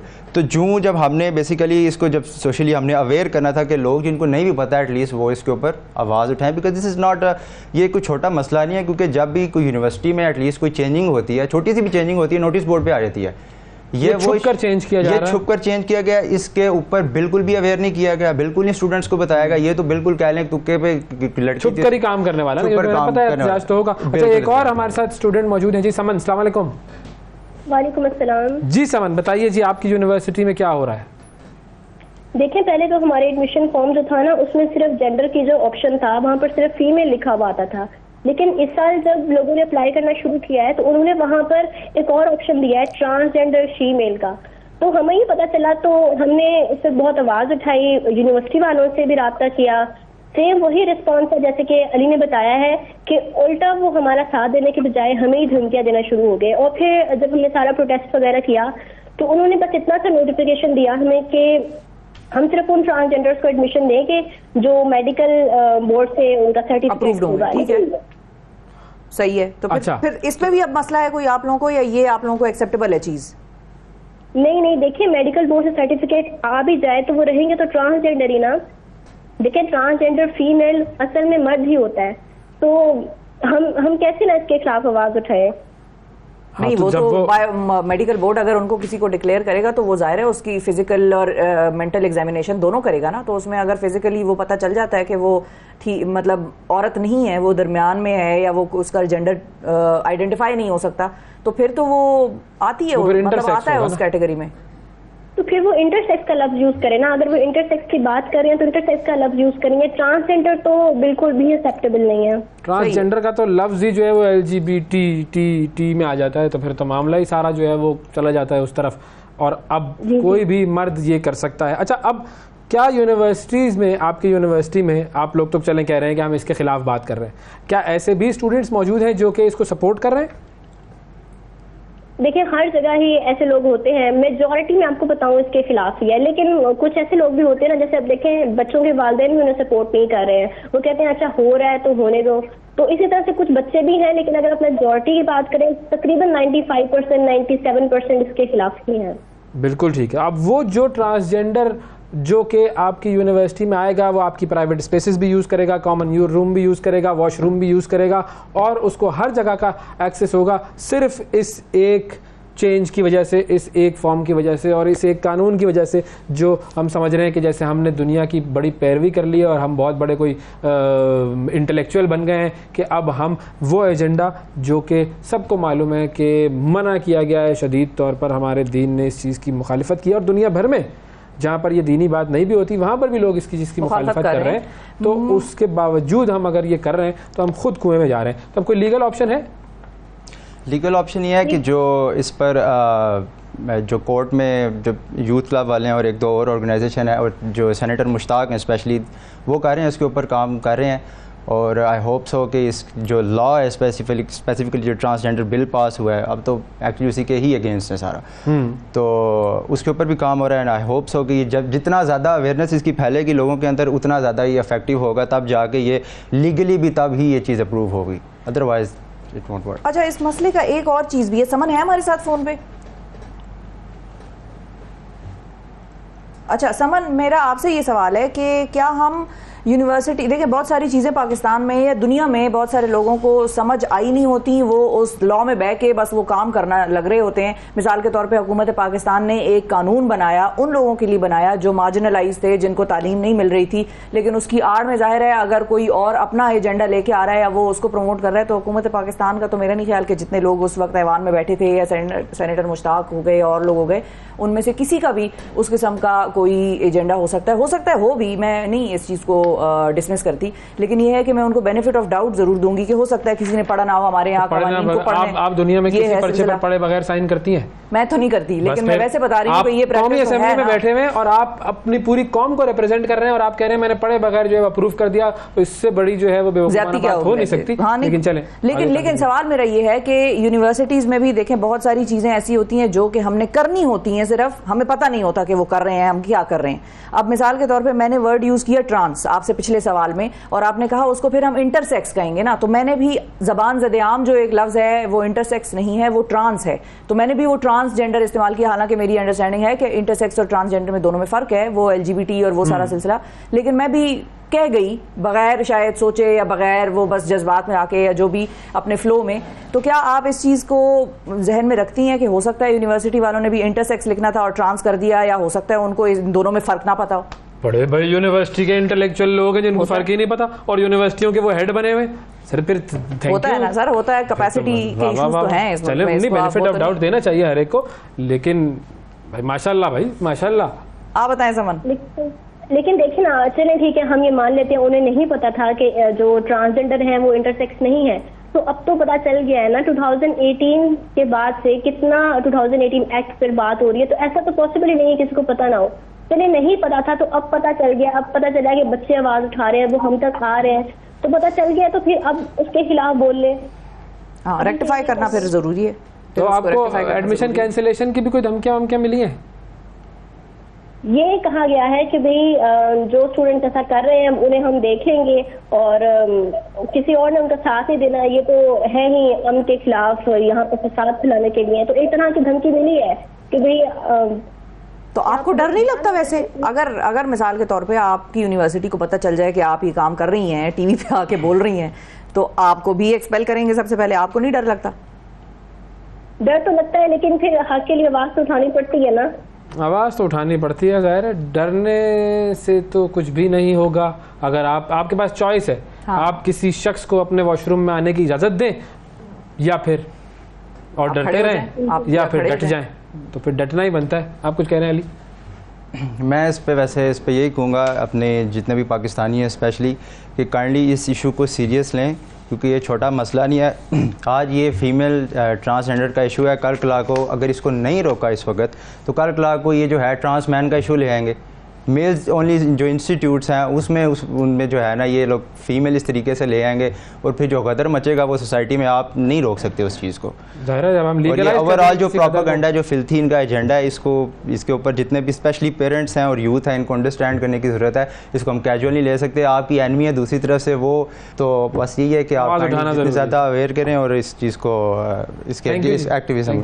थैंक यू, बहुत शुक्रिया अली, बहुत शुक्रिया जी। हमारी जो कॉलर्स हमारे साथ मौजूद थी तलबा और तालिबात, उनसे जो बात हुई हमारी बड़ी ज़बरदस्त। उनका तो एजेंडा तो है, ठीक है कि वो अपने हक़ के लिए खड़ी हुई हैं, लेकिन अब यूनिवर्सिटीज़ को सोचना चाहिए कि वो कर क्या रहे हैं। असल चीज़ ये है, असल प्रॉब्लम ये है कि यूनिवर्सिटीज़ इस वक्त उनकी बात सुन नहीं रही हैं और उनको धमकियाँ दे रही हैं कि भाई आपके साथ हम फिर जो सलूक करेंगे वो आप देख लीजिएगा। तो ज़्यादा से ज़्यादा क्या होगा, ज़्यादा से ज़्यादा निकाल देंगे यूनिवर्सिटी से, लेकिन फिर लीगल ऑप्शंस मौजूद होते हैं और हक़ के लिए खड़ा होना पड़ता है। थैंक यू जी, बहुत शुक्रिया अदा करेंगे नाज़रीन। वक्फा लेते हैं, वक्फे के बाद दोबारा हाजिर होंगे, हमारे साथ रहिएगा। सुबह सवेरे पाकिस्तान, सुबह सवेरे पाकिस्तान, सुबह सवेरे पाकिस्तान। वेलकम बैक जी। कैंसर के हवाले से थोड़ी सी बात करते हैं। कैंसर की ट्रीटमेंट दुनिया में महंगी तरीन ट्रीटमेंट्स में से एक है और वो नफ्सियाती तौर पर और जिस्मानी तौर पर बड़ी तकलीफ दे भी है, और एक पेशेंट बड़ी तकलीफ से गुजरता है, उसके जो साथ लोग हैं, उसकी फैमिली मेम्बर्स, वो भी बड़ी तकलीफ से गुजरते हैं। अब इसमें एक ब्रेक थ्रू आया है और वो ब्रेक थ्रू ये है कि कैंसर की मुख्तलिफ ट्रीटमेंट्स पर बड़ा काम हो रहा है दुनिया में, पाकिस्तान में भी हो रहा है। पेशेंट्स, एक आर्टिकल छपा जिसकी हेडलाइन थी, patients in England will be the first to access 7 minute cancer treatment jab. अब ये जो ट्रीटमेंट जैब है कैंसर का, क्या ये फ्लू जैब की तरह है कि आपने एक प्रिवेंशन के लिए उसको लगा लिया? और ये इस पे लोग बड़ी बात कर रहे हैं। जैब क्या है? बेसिकली फ्लू जैब होता है एक, जो कि आप लगाते हैं जिससे आप फ्लू को प्रिवेंट कर सकते हैं। बिल्कुल। तो ये जो है 7 मिनट कैंसर ट्रीटमेंट जैब, यानी कि ये भी कोई इंजेक्शन होगा जिससे कि 7 मिनट्स के अंदर आपकी ट्रीटमेंट कैंसर की हो सकती है। और अब ये किस तरह से होगा, किस तरह से इस पर जो है पेशेंट्स को ये फराहम किया जाएगा, और बहरहाल बरतानिया में पेशेंट्स जो हैं वो दुनिया के पहले होंगे जो कि इस कैंसर ट्रीटमेंट जैब जो कि 7 मिनट में अपना करिश्मा दिखाएगा वो उनको लगेगा। तो हमारे साथ डॉक्टर वकास इश्तियाक साहब हैं जो कि कंसल्टेंट ऑन्कोलॉजिस्ट हैं और बरतानिया हमें ज्वाइन कर रहे हैं और इसको हम एक्सप्लेन करेंगे कि ये है क्या चीज़। अस्सलाम वालेकुम डॉक्टर साहब। जी वालेकुम सलाम। सबसे पहले तो ये बताएं, ये 7 मिनट कैंसर ट्रीटमेंट जैब ये है क्या? जी, thank you very much for taking up this new innovative topic. ये एक दवा है जिसको हम इम्यूनोथेरेपी कहते हैं आम ज़बान के अंदर, और ये इम्यूनोथेरेपी कुछ अरसे से कैंसर के मरीजों में यूज़ हो रही है। अब ये हुआ है कि उस इम्यूनोथेरेपी को देने का तरीक़ाकार फ़र्क हो गया है, और ये जो नया ट्रायल है IMSANE-001, इसने ये शो किया है कि अगर ये इम्यूनोथेरेपी एक जैब की शक्ल में, यानी कि 7 मिनट के अंदर जिल्द के नीचे जैसे इंसुलिन का इंजेक्शन देते हैं उस तरह का एक इन्फ्यूजन अगर दिया जाए, तो इसका जो डिलीवरी टाइम है वो तकरीबन आधा घंटे से 1 घंटे से कम होके वो सिर्फ 7 मिनट रह जाता है। मैं आपको यहाँ बताता जाऊँ कि हम कैंसर के बारे में आज से कुछ साल पहले बहुत कम जानते थे, अब हम ज़्यादा जानते हैं और आने वाले वक्त में और भी ज़्यादा जानेंगे। तो जो ट्रेडिशनल ट्रीटमेंट्स हैं, सर्जरी जैसे काट के कैंसर को निकाल देना, उसके बाद केमिकल्स देना वेन्स के थ्रू जिसको हम कीमोथेरेपी कहते हैं, या फिर शॉओं का इस्तेमाल करना जिसको हम रेडिएशन कहते हैं, इन सब ट्रीटमेंट्स की अपनी जगह वैल्यू है और ये आज भी स्टैंड करते हैं। लेकिन अब हम ये जानते हैं कि कैंसर और भी तरीके यूज़ करते हैं बढ़ने के और अपने आप को सर्वाइव करने के, और उस सर्वाइवल में सबसे ज्यादा कैंसर इंटेलिजेंट ये करता है कि आपकी जो अपनी कुव्वत मुदाफ़ियत है उसको वो फ्रीज कर देता है। सर थोड़ा सा इसको अगर हम आम आसान अल्फाज में समझ लें कि क्या बेसिकली ये करेगा क्या, क्योंकि जो कैंसर के इतने लंबे लंबे ट्रीटमेंट्स होते हैं, जैसे आपने भी बताया कीमोथेरेपी हो गई या रेडिएशन हो गई, वो तो कई साल चलते हैं, तो ये 7 मिनट में क्या करेगा ये जैब? अच्छा, जैसे ये बड़ा अच्छा सवाल है आपका। मैं इसको आसान करता जाऊं कि ये बेसिकली फ्लू जैब या कोविड जैब जिसको हम इंजेक्शन कहते हैं, जैसे उस तरह नहीं है। ये ट्रीटमेंट है, ये प्रिवेंशन नहीं है। और ये ऑलरेडी ये ट्रीटमेंट यूज हो रहा है ब्रेस्ट कैंसर में, लंग कैंसर में, लिवर कैंसर में और मिसाना यानी ब्लैडर के कैंसर में। लेकिन ये ट्रीटमेंट, ये दवा जो है, ये कुछ सालों से इंट्रावीनस फॉर्म में यूज हो रही थी, जो कि तकरीबन 1 घंटा लेती थी हर पेशेंट का, जिसमें उनकी वेन्स को ढूंढना मुश्किल था, उनको रिएक्शंस होते थे और कॉम्प्लिकेशंस होती थी। तो ये जो नया ट्रायल है, इसमें ये जो नई इम्यूनोथेरेपी ड्रग्स हैं, इनको उन्होंने नई फॉर्मुलेशन में इजाद किया है और टेस्ट किया है कि क्या इनकी एफिकेसी या इनकी जो वर्किंग कैपेसिटी है वो वैसी है जैसे इंट्रावीनस हम दिया करते थे। तो ये जो नया ट्रायल है, इसने ये शो किया है कि बिल्कुल आप ये अगर यही दवा जिल्द के नीचे दें 7 मिनट के अंदर एज कंपेयर टू 1 घंटे के इंट्रावीनस, तो उसकी जो आउटकम है वो एक जैसी है। इससे हो ये रहा है कि ये दवा जो है ये लंबी चलती है बाकी ट्रीटमेंट्स की तरह, लेकिन इसका ड्यूरेशन जो इसका विजिट है हॉस्पिटल में वो बहुत कम हो जाएगा, जिसकी वजह से एक नॉर्मल एक बहुत अच्छा टाइम जो है हमारे पास हेल्थ केयर में बचेगा दूसरे मरीजों की देखभाल करने के लिए या और दवाएं यूज करने के लिए, और इससे और भी कॉम्प्लिकेशंस कम होंगी, जैसे कि इन्फेक्शंस हैं या और कॉम्प्लिकेशंस हैं, जैसे वेन्स नहीं मिलती मरीजों की, खासतौर कैंसर के मरीजों की वेन्स बहुत अच्छी नहीं होती। तो ये इस तरह से है। अच्छा डॉक्टर साहब, अब क्योंकि इस पे यहाँ पर पाकिस्तान में बहुत कम बात हुई है, तो मेरे जहन में ये भी सवाल एक आया कि इससे होता क्या है। मिसाल के तौर पे अगर हम कैंसर की ट्रीटमेंट में किसी शख्स का इलाज कर रहे हैं और उसकी सर्जरी करके कैंसर को रिमूव कर देते हैं, तो उसके बाद भी डॉक्टर्स ये प्रिस्क्राइब करते हैं कि आप कीमोथेरेपी या रेडिएशन थेरेपी कराएं just to be on a safe side. अब इससे क्या होता है, क्या ये कैंसर सेल्स की ग्रोथ को स्लो कर देता है या ये उस कैंसर को रोक देता है और उसके बाद दोबारा आपको कीमो या रेडिएशन की तरफ आना होता है? इसका एग्जैक्टली असर होता क्या है, कॉन्सिक्वेंस क्या है कैंसर सेल्स पे? बहुत अच्छा सवाल है ये। देखिए, हर कैंसर ट्रीटमेंट का अपना रोल है, और जैसे जैसे हम कैंसर के बारे में ज्यादा जानते जा रहे हैं, हमें ज्यादा चीजों का पता लगता जा रहा है और हम उसके खिलाफ मुख्तलिफ स्ट्रेटजीज को डेवलप कर रहे हैं। तो अभी भी सर्जरी का, कीमोथेरेपी का, रेडिएशन का रोल अपनी जगह है, लेकिन ये दवा इन पर्टिकुलर हमें ये बताती है कि हमारी जो अपनी इम्यूनिटी है वो फ्रीज हो जाती है, यानी कि वो उसको पैरालिसिस हो जाता है, यानी कि कैंसर सेल्स जो हैं उसको फ्रीज कर देते हैं हमारे अपनी इम्यूनिटी को।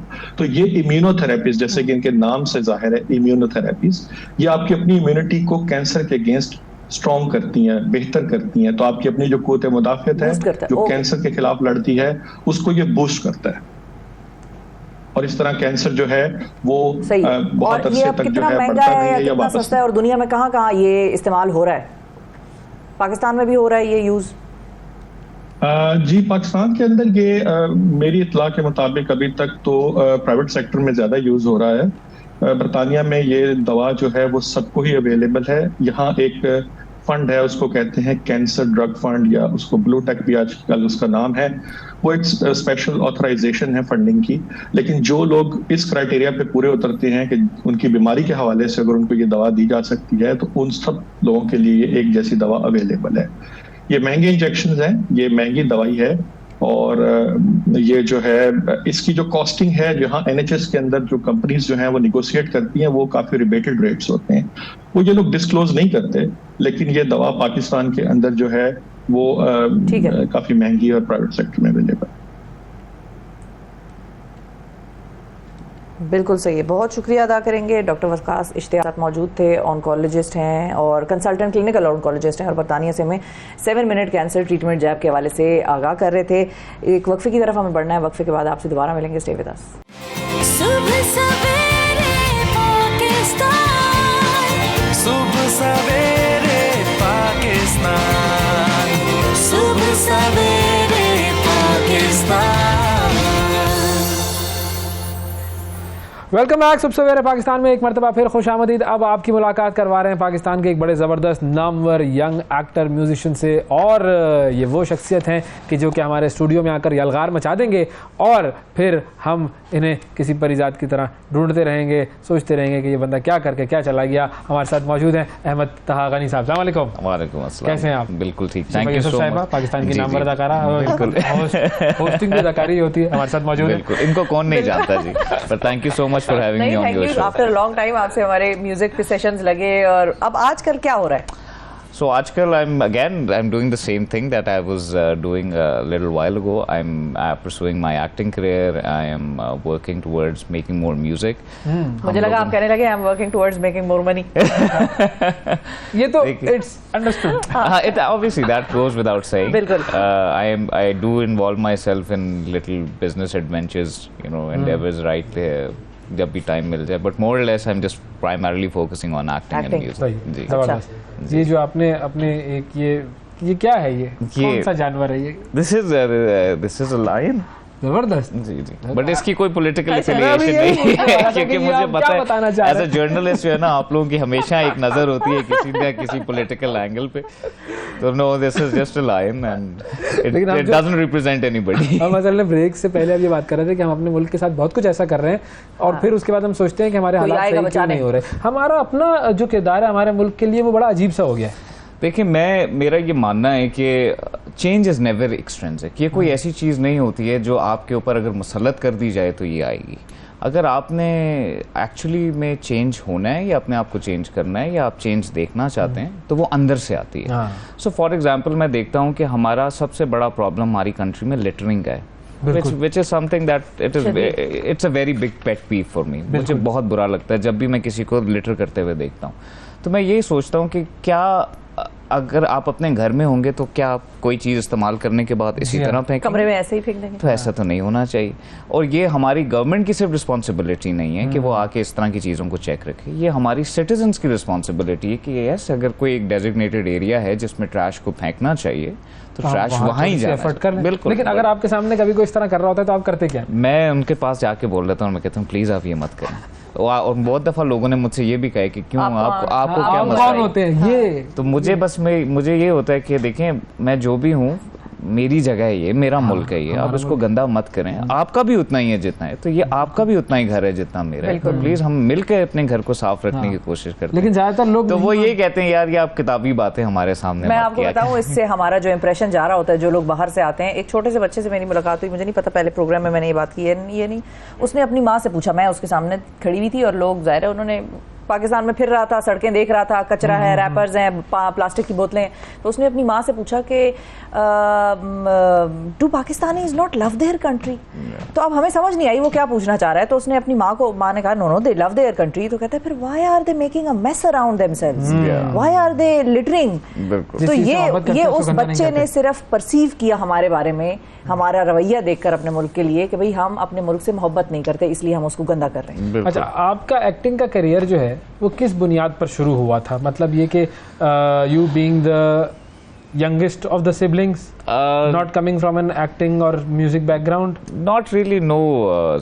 If I'm very honest about it, it was something that I always wanted to do. ये बचपन से मेरा एक शौक था, एक फीलिंग थी, जरा सी एक बस था, बिल्कुल ये वायरस था मेरे अंदर शुरू से। I don't know ये कौन सा वाला वेरिएंट है जो अब सामने आ रहा है, बट ये बचपन से एक मेरे अंदर ड्राइव थी कि okay, either I want to be a soldier or I wanted to be an actor. Very two variant things.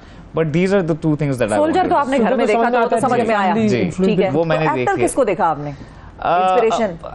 I just वो कहते हैं ना कि एक अंदर की आवाज होती है। I really didn't really look up to anybody because I didn't have any such role models in my life who were actors, who were from the media industry.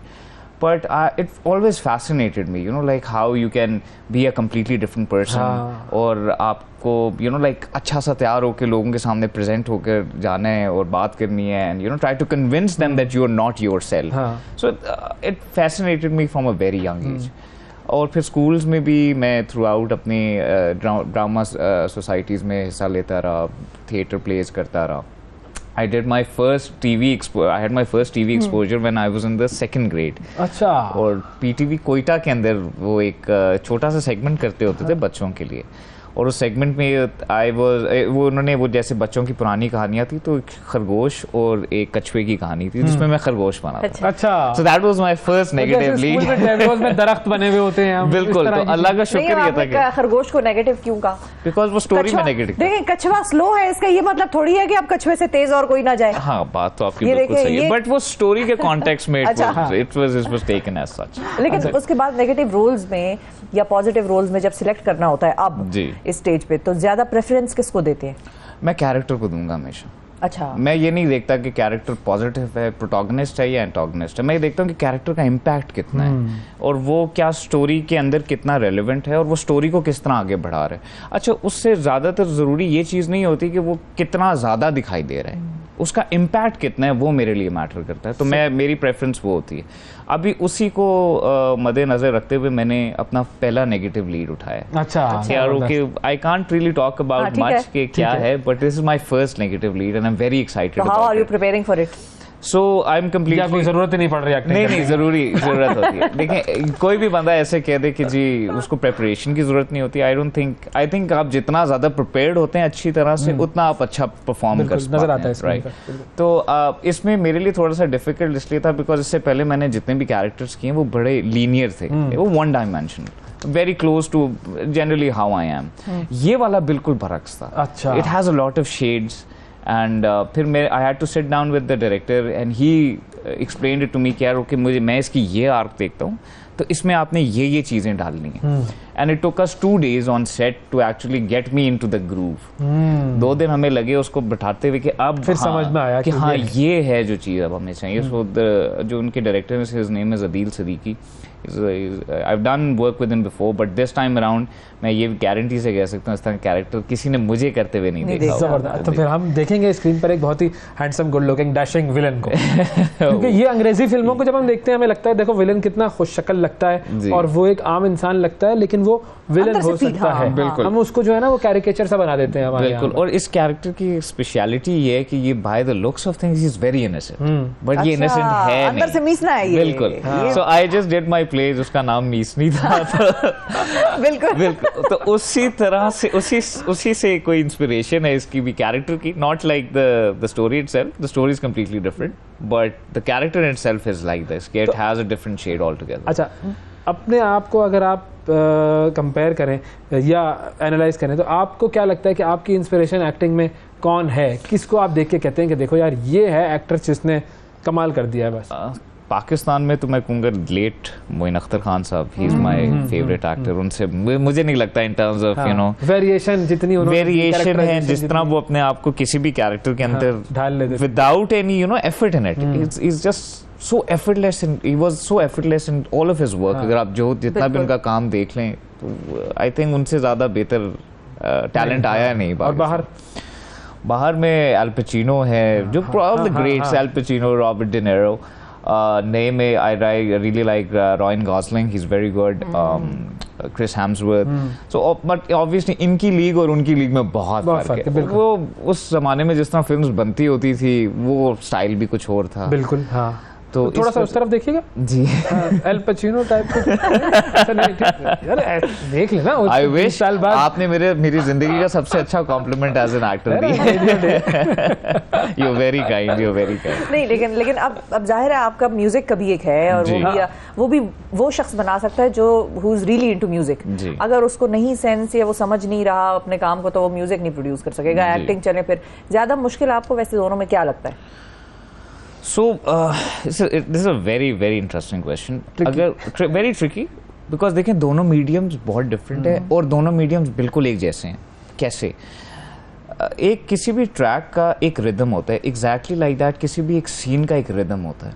तो आपने दोनों चीज़ों में ये पकड़ना होता है कि यार ओके इस ट्रैक का या इस सीन का रिदम क्या है और वो किस फ्लो के ऊपर आ रही है, किस बीट के ऊपर आ रहा है। और this is the only thing that I think I have been able to learn कि every scene has a beat। बिल्कुल। और आपने as an actor ये देखना होता है कि मेरे जो सामने मेरा co-actor है वो किस बीट पे बोल रहा है, किस तरह से बोल रहा है, ताकि मैंने उसी तरह से उसकी एनर्जी को मैच करना है। अब जहाँ ये दोनों को रिलेट करते हैं वो ये है कि both of them are a form of expression। So singing भी मेरे लिए ऐसी होती है, when I'm singing it's exactly like I'm acting and I'm you know like visualizing everything in these verses जो मैं अदा कर रहा हूँ। एक्टिंग में भी यही है, जो मेरी लाइंस हैं मैं उनके मेरे माइंड में एक डिफरेंट मेंटल पिक्चर है उनकी, तो वो मैं उसको एग्जीक्यूट कर रहा हूँ। सो यहाँ पे ये दोनों they're the same, but difference क्या पे आता है कि सिंगिंग में obviously you have to be a lot more in tune with the rhythm. Acting में आपके पास थोड़ी सी आजादी। सिंगिंग की बाकायदा आपने तरबियत हासिल की? जी बिल्कुल। वो किससे और कितनी? मेरे 2 टीचर्स थे। एक जब मैं मैट्रिक में था तो मेरे सर का नाम सर नुमान मिर्ज़ा था, बहुत अच्छे कवाली करते हैं, बहुत अच्छी क्लासिकल सिंगर है, बहुत अच्छे। उसके बाद फिर कराची में 2013 and 14 में I had a vocal coach, his name was Nadir Abbas. अच्छा। he's now here in Islamabad, he's also a very fabulous singer। तो इन दोनों ने मेरे vocals के ऊपर मेरे दी। मेरी कोशिश ये थी कि I'm not going to rely too much on classical music because मेरा गोल बड़ा स्पेसिफिक था कि I should be able to sing all sorts of songs without losing the texture of my voice। अब जब क्लासिकल सिंगिंग में आप गाते हैं ज़्यादा तो आप बेसिकली अपनी, क्योंकि आप चेस्ट वॉइस ज़्यादा यूज़ करते हैं, you don't use your head voice और योर थ्रोट वॉइस, तो उससे आपकी जो टोन है वो खराब हो जाती है। आपने अक्सर औकात देखा होगा, because they are singing very loudly. ये तो आप हमें गा के समझाएंगे तो हम कैसे मान लें? ये क्या होता है चेस्ट वॉइस? हां, चेस्ट वॉइस क्या है? हमें कैसे पता चला? ये देखिए, उसके लिए ना म्यूजिक लेसन्स के लिए मैं अलग से चार्ज करता हूँ। तो बताएं भाई, समझाएं। सो Please explain with a suitable demonstration. So demonstration उसकी simple सी है. So it's a recently a track that I did, जिनका show आपने किया था. It's called तू मिल जाए तो. So I tried to sing with okay, I'll just try to say it. हो जाए. तू मिल जाए तो भुला दूँ ये जहाँ सारा, तू मिल जाए तो सवर जाए ये आवारा, तू मिल जाए तो भुला दूँ ये जहाँ सारा, तू मिल जाए तो. So I'm using a combination of my chest voice and my throat voice. अब अगर जो as opposed to जो classical singing होते हैं, they don't use their throat voice or their head voice. They usually sing from their diaphragm and they sing very loudly. So उसमें playback singing इतनी नहीं अच्छी आती है. जब अगर आप imagine करें किसी, तो आपका ज़्यादा गोल OSTs और playback की तरफ ज़्यादा कि एक ऐसी voice हो that you know has a different texture altogether, that has a significant tone. अगर आपने कवाल खान को सुना, it's a very difficult style of singing, बहुत मुश्किल होता है, बट आपने देखा होगा कि कहीं ना कहीं उनकी आवाज़ सिमिलर हो जाती है. उसका रीज़न ये होता है कि when they are singing on higher notes, तो मैं और आप जब चीखेंगे तो हमारी आवाज़ कहीं ना कहीं मैच करना शुरू कर देगी.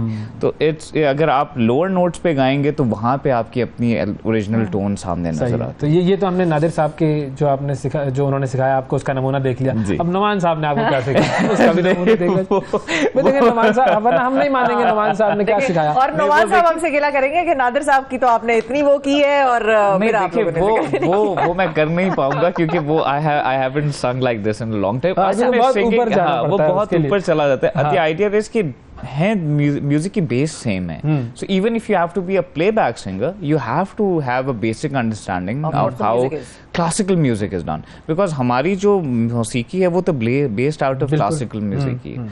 तो इसके लिए उसकी नॉलेज होना, नोट्स के ऊपर पकड़ लेकर आना, उसके लिए क्लासिकल सिंगिंग का सीखना लाजमी. तो आपको क्या लगता है जब आप प्लेबैक सिंगिंग करते हैं या करेंगे किसी भी एक्टर के लिए, तो कौन सा एक्टर है जिस पे आपकी आवाज बैठेगी? वो भी एक बड़ा चैलेंजिंग वो है, मतलब हर बंदा हर एक के लिए, हर एक्टर के लिए नहीं गा सकता. आई थिंक ये तो म्यूजिक प्रोड्यूसर के ऊपर होगा कि वो किस तरह की आवाज को किस पर चिपका दे. एज अ सिंगर मेरे अगेन मुझे ऐसा लगा फवाद खान. हाँ, हो सकता है. फवाद खान बिल्कुल. एक तो इनकी आवाज का जो टेक्सचर और वो है, वो उनकी लुक के साथ भी मैच कर रहा है, और दूसरा मुझे ऐसा लगता है कि जब वो डायलॉग्स वगैरह मेरे उनके माइंड में आए तो ऐसा लगा कि वो तो अपना गाना खुद गा लेंगे ना. हाँ, बिल्कुल. कोई और होना चाहिए. कोई और हो सकता है कि देखें अगेन किसी तरह का म्यूजिक जो है, किसी तरह के सॉन्ग्स मेरी आवाज पे अच्छे लगेंगे, किसी तरह के किसी और के सिंग. तो यहाँ पे थोड़ा सा होता है म्यूजिक प्रोड्यूसर के ऊपर कि अच्छा उनको बेहतर सेंस होती है, और फिर वो डायरेक्टर का विजन है कि यार मेरा जब एक्टर आ रहा हो तो उसके पीछे ये वाली आवाज आनी चाहिए. तो ऐसा भी होता है कि डायरेक्टर्स आपको कास्ट जो है वो ड्रामे के लिए करते हैं और फिर कहते हैं ओएसटी भी तू कर देना. बिल्कुल, ये भी कर लेना. बहुत दफा मैं कहता हूँ, बट मैं उनसे ये कहता हूँ कि because of my other commitments I can not give music full time. उस तरह I can only give it to my craft कि मेरे पास इतना टाइम होता है कि मैं अपनी प्रैक्टिस कर सकूं. बिकॉज अगर आपने क्रिएटिव सेशंस करने हैं, म्यूजिक प्रोड्यूस करना है, it takes a lot of time and it requires you to be in a specific zone. आप एक अब हमारा प्रोडक्शन का जब हम लोग कर रहे होते हैं तो मेरा ये होता है कि यार we are unavailable for 2 weeks, we are sitting in the studio and 12 to 14 hours we are just brainstorming. It takes literally 2 to 3 days for us to come up with the original track, but जो 10 से 12 दिन हमें लगते हैं वो सिर्फ melody create करने में. अच्छा यार हम लोग चाहते हैं, फिर बहुत दफा ये होता है कि जिस तरह की मेलोडी हम लोग बनाते हैं उस पे वजन पे लफ्ज नहीं बैठ रहे होते. ये आपको लगता है कि ये तो पहले ये भी हो चुका है, इतना म्यूजिक इतना हो चुका है, और ओवरलैप भी ना करे, और फिर इंस्पायर्ड भी लगे, और फिर लोगों को अच्छा भी लगे. आपके काम का सबसे बड़ा क्रिटिक कौन है? मेरे माय डैड. हाँ, मेरे वाले साहब. ही इज तो बड़े तमाम तरीके से क्रिटिसिज्म करते होंगे, फौजी स्टाइल में क्रिटिसिज्म नहीं, he more or less he's not like that. He's very critical and very analytical. अच्छा, वो आके आपसे लॉजिकल बात करेंगे कि यार अच्छा मुझे इसमें लग रहा है कि यहाँ पे वजन लफ्ज़ का सही नहीं आ रहा है, इसके लिरिक्स चेंज कर दो, या यहाँ पे आवाज़ आपकी ज़्यादा अच्छी नहीं है, यहाँ पे मतलब ऊंची नहीं है, यहाँ पे ट्रैक का वॉल्यूम ज़्यादा ऊंचा हो गया. His primary focus is on the fact कि यार वोकल की प्रेजेंटेशन कैसी आ रही है और लिरिक्स कैसे हैं. ये भी कहते हैं पहना हुआ क्या था इस सीन में तुमने? नहीं, ऐसा वाला नहीं है, वो एक्टिंग. He's completely हाँ, he's completely focused कि यार in terms of the entire thing कैसी आ रही है, कि उसके ऊपर ज़्यादा मैटर करता है. It's not just कि अच्छा आपकी लुक ही अच्छी होनी चाहिए, no, whether the character is being justified, whether your work is being justified, he's primarily focusing on that. सही है. अच्छा, जस्टिफिकेशन से अब मुझे मैं उस तरफ आना चाह रहा हूँ, इजाजत देने जरा. ये क्या हरकत हुई है सोशल मीडिया पर? हम सब जानते हैं सोशल मीडिया पर बहुत सारी चीजें फैलती हैं और बड़ा उसका नेगेटिव इम्पैक्ट होता है. मतलब सोशल मीडिया हम समझते हैं बड़ा पॉजिटिव, बड़ा सब कुछ अच्छा है, ऐसा नहीं है. बहुत सारे प्रॉब्लम्स होते हैं. ये क्या फैला हुआ है सोशल मीडिया पर? एक वीडियो और लोगों को एतराज हो रहा है कि भाई आप घर में क्यों रहते हैं, आप सड़क पे रह रहे हैं. देखिए मैं सर मैं आपसे यही कहूँगा कि everybody is entitled to their opinion. अगर किसी को कोई चीज़ अच्छी लगी है, किसी चीज़ को कोई बुरी लगी, तो बड़ा अच्छा लगा वो घर, तो वो इवेंचुअली उनके ऊपर है. दूसरी चीज़ ये है कि आपने अपनी ज़िंदगी में सिर्फ 2 चीज़ों का ख्याल रखना है कि इवेंचुअली जब आप यहाँ से जाएंगे तो आपने अपनी सारी जो भी आपने चीज़ें की हैं उसका आपको अपने हिसाब देना है. बिल्कुल बिल्कुल, एब्सोल्युटली.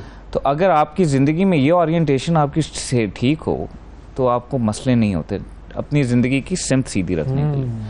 और सेकंड चीज़ ये कि मेरे नज़दीक सबसे बुरी चीज़ क्या होती है कि आप किसी के ऊपर झूठा इल्ज़ाम लगाएं without knowing, getting to the bottom of the fact. It is the very easiest thing to do. But अगर आप हमारे प्रॉफिट सल्लल्लाहु अलैहि वसल्लम की टीचिंग्स भी सुने तो उसमें सबसे बड़ी चीज़ ये थी कि आप किसी के ऊपर जब झूठा इल्ज़ाम लगाते हैं और वो साबित नहीं कर पाते जी, और अगर वो नहीं साबित करते तो उनका जो गुनाह है वो आपके सर पे आएगा.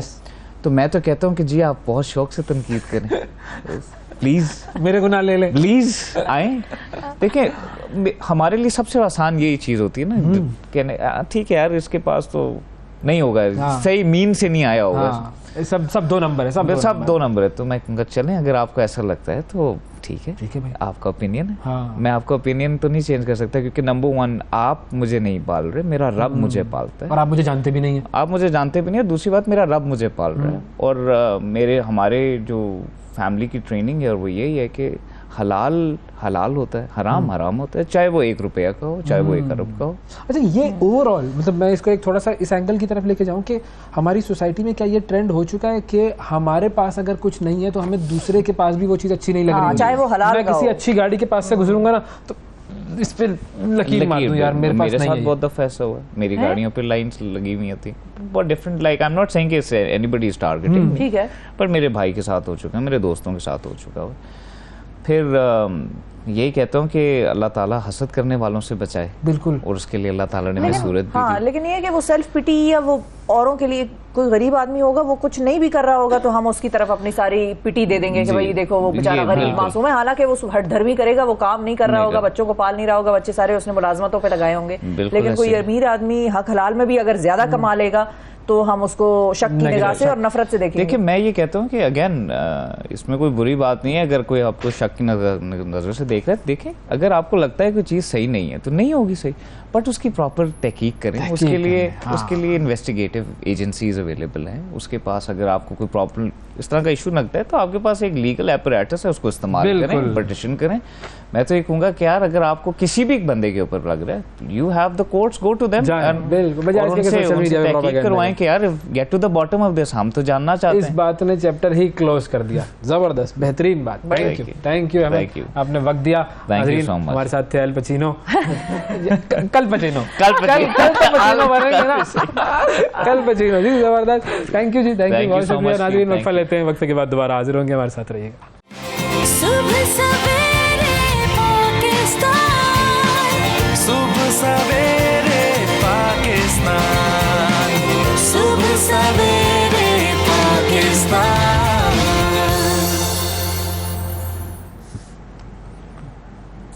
वेलकम बैक जी। पाकिस्तान के तालीमी इदारों में ख़वातीन के जिनसी इस्तेहसाल के वाक़यात तेज़ी से सामने आ रहे हैं और बड़ी तशवीशनाक बात है। एक ताज़ा वाक़या है कराची के इलाके गुलशन हदीद में वाक़ एक निजी स्कूल का, जिसमें मुबैना तौर पर स्कूल का प्रिंसिपल मुलव्विस पाया गया। प्रिंसिपल पर इल्ज़ाम है कि वो CCTV कैमरे की मदद से ख़वातीन की नाज़िबा वीडियोज़ बनाकर उन्हें ब्लैकमेल कर रहा था और इत्तलात के मुताबिक प्रिंसिपल को गिरफ्तार करके उससे दर्जनों वीडियोज़ बरामद कर ली गई हैं। वाक़े की तहकीकात के लिए आला सतही कमेटी कायम कर दी गई है।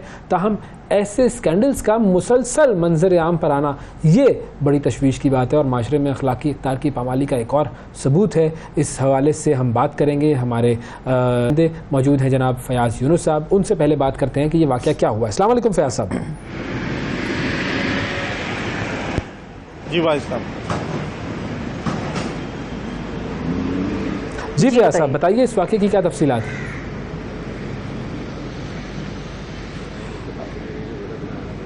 देखिए बिल्कुल ये गुलशन हदीद में एक स्कूल है IGM, जिसकी वीडियो सोशल मीडिया पर वायरल हुई हैं। गुज़िश्ता रोज़ स्कूल इंतज़ामिया के ख़िलाफ़ शहरियों ने एक शिकायत पुलिस को दी थी कि इस स्कूल का जो प्रिंसिपल है इरफान मेमन, वो यहाँ के जो स्टाफ है उनको हिरासा करता है, उनकी वीडियोस बनाने के बाद उनको ब्लैकमेल करता है। पुलिस की जानिब से इस दरख्वास्त को काफ़ी ज़्यादा सीरियस लिया गया क्योंकि SSP मलिर हसन सरदार इसमें काफ़ी ज़्यादा इंटरेस्टेड हुए। उन्होंने फौरी तौर पर SHO के अहकाम दिए कि जो शहरी हैं उनसे मुलाकात करें। जब शहरियों से मुलाकात की, जब पुलिस ने ये वीडियोज़ देखी तो पुलिस वाले अफसरान वीडियोज़ देखने के बाद काफ़ी ज़्यादा परेशान हुए और उन्होंने फौरी तौर पर कहा कि इस स्कूल इंतज़ामिया के साथ मिलकर कानूनी कार्रवाई करें।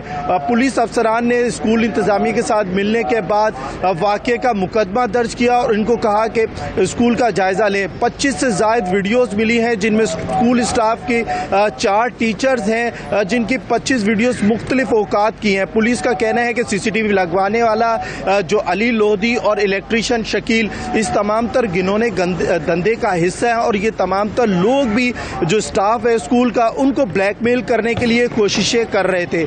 पुलिस ने अब तक एक मुलजिम जो स्कूल का प्रिंसिपल है सिर्फ उसको गिरफ्तार किया है। चंद मुश्तबा अफराद को हिरासत में लिया गया है जिनसे तहकीकात जारी हैं।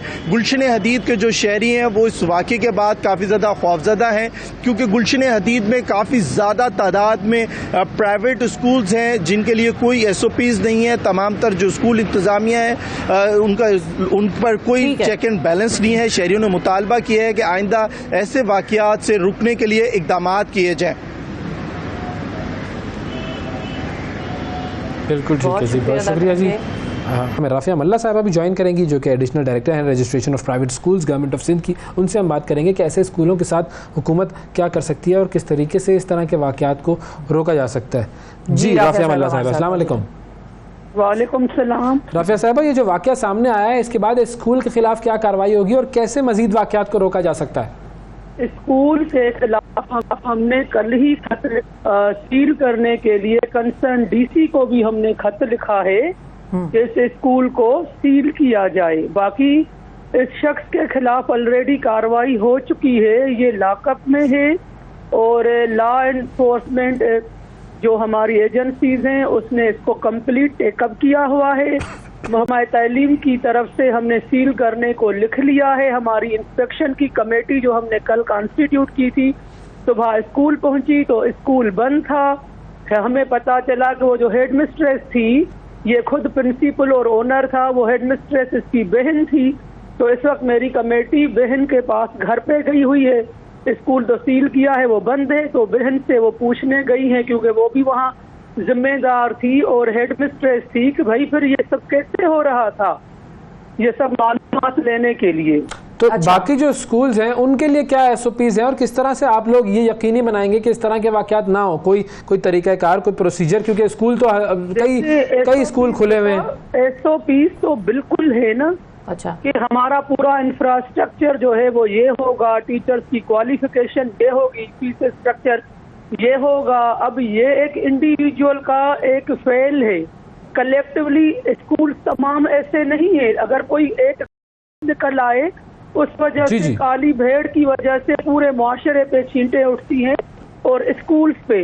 लेकिन ये बहुत अलार्मिंग है और बहुत अफसोसनाक है। ये हीनियस क्राइम है, जितनी मजम्मत करूं वो कम है। और अब हम एक और सर्कुलर इशू करने जा रहे हैं जी कि ताकि स्कूल्स वाले भी चौकने हो। पहले हमने CCTV कैमरे लगाए तमाम सिक्योरिटी के लिए, स्टूडेंट के लिए, भाई दीवारें ऊंची करें, ये करें वो करें, जितनी नेचुरल ह्यूमन पॉसिबल रिसोर्सेज और SOPs हैं वो तो हम इम्प्लीमेंट कर रहे हैं। लेकिन इससे पहले बहावलपुर यूनिवर्सिटी में ये वाकया हुआ, उससे पहले लाहौर के एक स्कूल का मशहूर का एक वाकया हुआ। ये एक इंडिविजुअल इनफरादी फेल है जो कलेक्टिवली एक कौम का इमेज शेटर करता है और रुस्वा करके रख देता है। तो अब इस पे हमने स्कूल को सील करवाया है और इंक्वायरी कर रहे हैं। ठीक है, इंक्वायरी हो रही है। अच्छा, हमें ज्वाइन किया है हसन सरदार साहब ने भी, SSP मलीर हैं। अस्सलाम वालेकुम हसन साहब, ये बताइएगा कि अब इस मुलजिम को तो आप लोगों ने हिरासत में ले लिया है, इससे बात हुई है आपकी? क्या इसने आपको बताया मजीद इस केस के बारे में? जो मुतासरा खवातीन है, क्या उनसे आप लोगों ने इन्वेस्टिगेट किया, उनसे बात हुई, वो किस तरह से हैं, कैसी हैं, वो ठीक हैं? जी, इस पे IG साहब और CCPO साहब की डायरेक्शन पे हमने एक कमेटी बनाई है। उसमें DSP भी शामिल हैं और SHO शामिल हैं, SIO शामिल हैं, और इस पे हमने एक खातून पुलिस अफसर उसमें शामिल की है, वुमेन कंप्लेंट सेल के इंस्पेक्टर हैं कलसूम अब्बासी। उनको शामिल करने का जो मकसद है वो ये है कि जो खातून विक्टिम्स हैं वो इसमें हौसला अफजाई फील करें और उनको तसल्ली रहे कि खातून पुलिस अफसर उनसे बात कर रही है और वो इसमें कोई झिझक महसूस ना करें, क्योंकि ऐसे जो भी जराइम सरजद होते हैं उनमें अमूमन ये देखने में आता है कि जो विक्टिम्स होती हैं वो हिचकिचाहट और बहुत ज़्यादा झिझक फील करती हैं पुलिस के सामने आने से। हमारी सोसाइटी में जो नॉर्म्स हैं, जो सोसाइटी में प्रेशर्स हैं, उनमें भी हम यही चीज़ फील करते हैं। तो खातून पुलिस अफसर के होने का मकसद यही हमने किया है।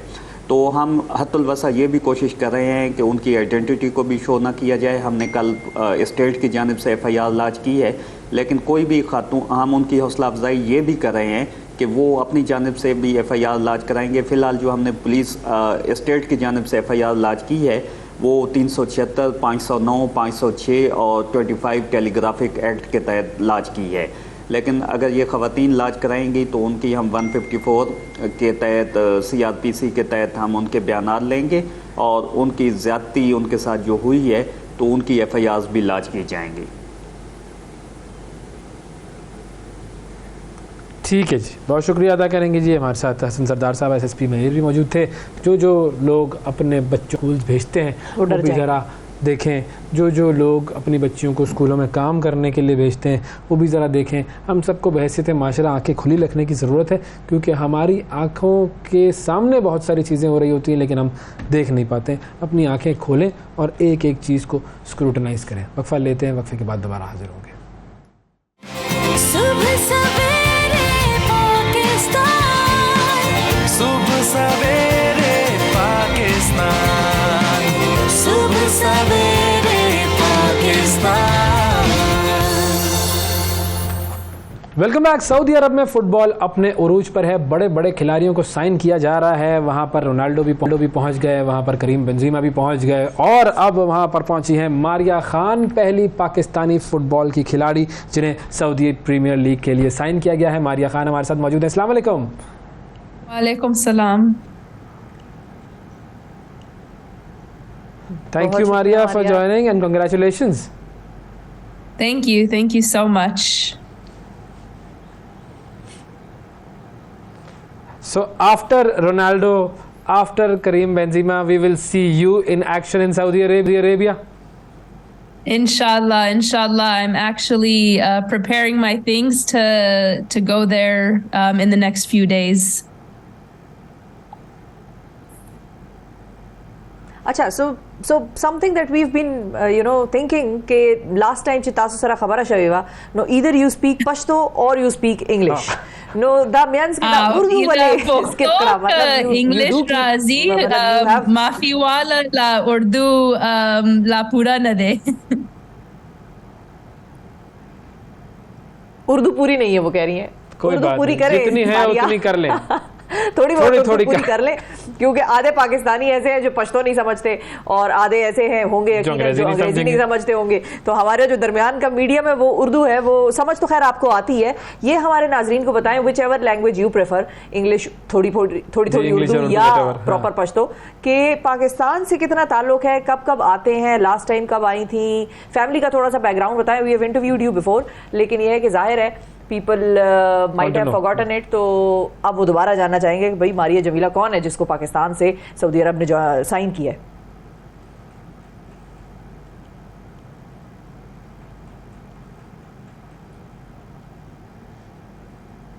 Assalamu alaikum. Can you guys hear me okay? Yes.